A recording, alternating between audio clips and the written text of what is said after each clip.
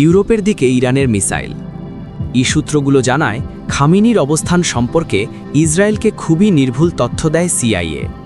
সংবেদনশীল সামরিক ও গোয়েন্দা বিষয় হওয়ায় নাম প্রকাশ না করার শর্তে ওই ব্যক্তি এসব তথ্য দিয়েছেন।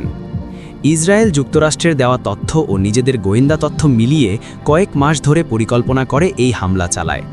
লক্ষ্য ছিল ইরানের শীর্ষ নেতাদের টার্গেট করে হত্যা করা।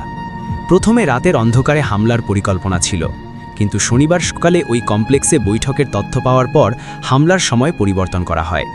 বৈঠকটি হওয়ার কথা ছিল এমন এক কমপ্লেক্সে যেখানে ইরানের প্রেসিডেন্ট, সর্বোচ্চ নেতা এবং জাতীয় নিরাপত্তা পরিষদের কার্যালয় রয়েছে।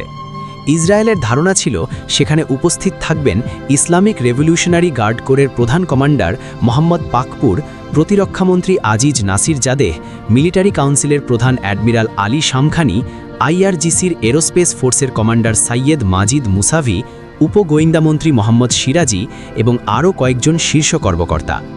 অভিযান শুরু হয় ইসরায়েল সময় ভোর 6টার দিকে। তখন যুদ্ধবিমানগুলো ঘাঁটি থেকে উড্ডয়ন করে। বিমান সংখ্যা কম হলেও সেগুলোতে ছিল দীর্ঘ পাল্লার ও অত্যন্ত নির্ভুল নিশানায় আঘাত হানতে পারে এমন ক্ষেপণাস্ত্র। উড্ডয়নের 2 ঘন্টা 5 মিনিট পর তেহরান সময় সকাল 9:40 দিকে ক্ষেপণাস্ত্রগুলো কমপ্লেক্সে আঘাত হানে। হামলার সময় কমপ্লেক্সের একটি ভবনে জাতীয় নিরাপত্তা সংশ্লিষ্ট শীর্ষ কর্মকর্তারা ছিলেন। খামেনি ছিলেন পাশের আরেকটি ভবনে। ইসরায়েলের এক প্রতিরক্ষা কর্মকর্তা এক বার্তায় বলেন, আজ সকালে তেহরানের একাধিক স্থানে একযোগে হামলা চালানো হয়েছে। এর মধ্যে একটি হামলা চালানো হয়েছে ইরানের রাজনৈতিক ও নিরাপত্তা নেতৃত্বের শীর্ষ ব্যক্তিদের জড়ো হওয়া কমপ্লেক্সে। ওই ইসরায়েলি প্রতিরক্ষা কর্মকর্তা আরও বলেন, ইরান যুদ্ধের প্রস্তুতি নিয়েছিল। তবুও এই হামলায় ইসরায়েল কৌশলী চমক দিতে পেরেছে। হোয়াইট হাউস ও সিআইএ এ বিষয়ে কোনো মন্তব্য করেনি। রবিবার ইরানের রাষ্ট্রীয় বার্তা সংস্থা ইরনা নিশ্চিত করেছে, শনিবারের হামলায় রিয়ার অ্যাডমিরাল আলী শামখানি ও মেজর জেনারেল মোহাম্মদ পাকপুর নিহত হয়েছেন। ইসরায়েল আগেই তাদের হত্যার দাবি করেছিল। অভিযান সংশ্লিষ্ট ব্যক্তিরা বলেন, এটি দীর্ঘ প্রস্তুতি ও কার্যকর গোয়েন্দা তথ্যের ফল।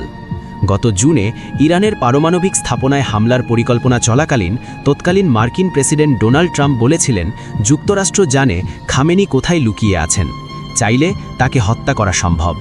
সাবেক এক মার্কিন কর্মকর্তা বলেন, সে সময় যে গোয়েন্দা নেটওয়ার্কের তথ্য ব্যবহার করা হয়েছিল, সাম্প্রতিক অভিযানে একই নেটওয়ার্কের তথ্য কাজে লাগানো হয়েছে। এরপর থেকে যুক্তরাষ্ট্রের হাতে থাকা তথ্য আরও সমৃদ্ধ হয়েছে। 12 দিনের যুদ্ধ চলাকালীন খামেনি ও আইআরজিসি কিভাবে যোগাযোগ ও চলাফেরা করছিল সে বিষয়ে যুক্তরাষ্ট্র আরও বিস্তারিত তথ্য পায়।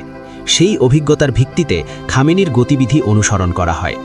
এছাড়া ইরানের গুরুত্বপূর্ণ গোয়েন্দা কর্মকর্তাদের অবস্থান সম্পর্কেও যুক্তরাষ্ট্র ও ইসরায়েল নির্দিষ্ট তথ্য জোগাড় করেছিল। সূত্রগুলোর দাবি, ইরানের গোয়েন্দা সংস্থার শীর্ষ নেতৃত্বের বড় অংশই এই অভিযানে গুরুতরভাবে ক্ষতিগ্রস্ত হয়েছে। ইংরেজি থেকে অনুবাদ করেছেন আব্দুর রহমান খান শারজিল।